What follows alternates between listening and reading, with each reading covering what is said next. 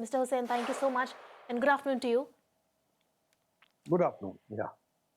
Mr. Hussain, now Mr. Piyush Goyal has come out and very categorically he's mentioned that the centre has maintained the interests of agriculture and service sector.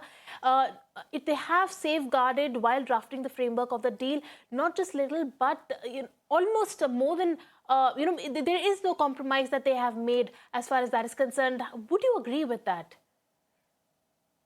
I think in the absence of details in the framework joint statement, the only source of information is the Commerce Minister and the Ministry of Commerce.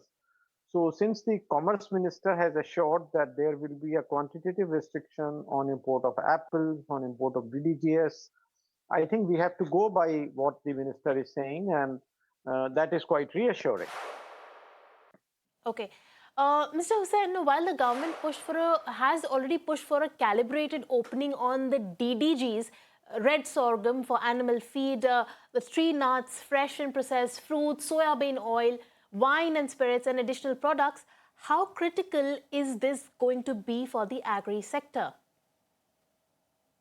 Actually, we do not know the full contours of the agreement and the quantitative restrictions, the duty, etc., on various items. So it is very difficult to make an assessment of what it has in the longer run.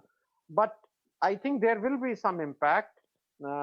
If we take the example of apples, for example, the apple producers of Himachal Pradesh and Jammu and Kashmir are going to be impacted due to cheaper imports from the US.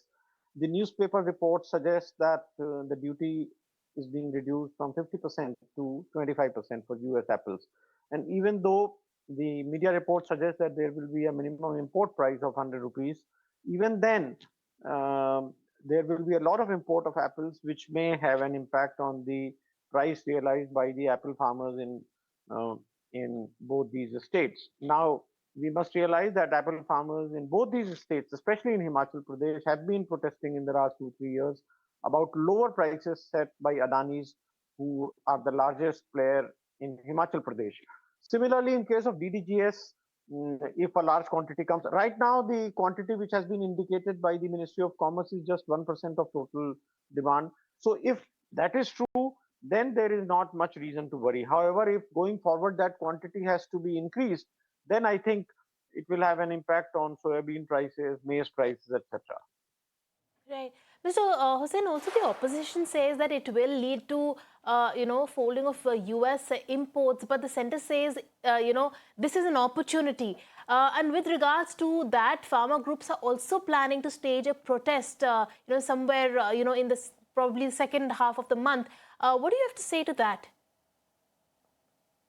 I think it is premature on the part of everyone to say anything with certainty about the deal, and the main reason for that is the opacity with which this whole negotiation has been carried out, and even today, so many days after the tweet of Mr. Trump, we do not have full contours, the details of tariff rates, the quantitative restrictions.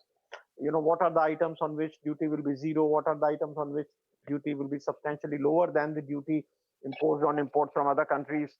So there are several missing links, and we do not really know how it will pan out.